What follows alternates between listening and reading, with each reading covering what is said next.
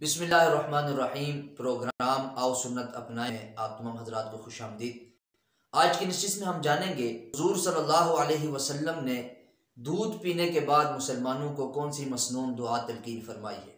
دودھ اللہ رب العزت کی نعمتوں میں سے ایک عظیم ترین نعمت ہے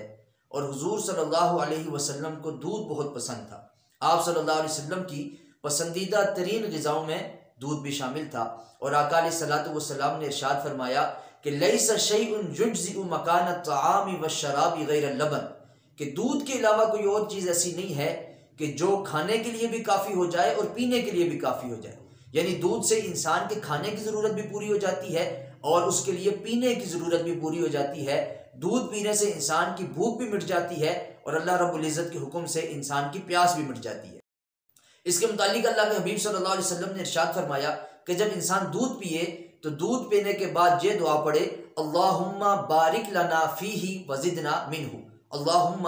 بارک لنا فیہ وزدنا منہ، جس کا ترجمہ یہ ہے کہ اے اللہ ہمارے لیے اس دودھ میں برکت پیدا فرما، اس کو ہمارے لیے بابرکت بنا، وزدنا منہ، اور اس میں ہمارے لیے مزید اضافہ فرما۔ تو جہاں ہم اپنی ضرورت کے لیے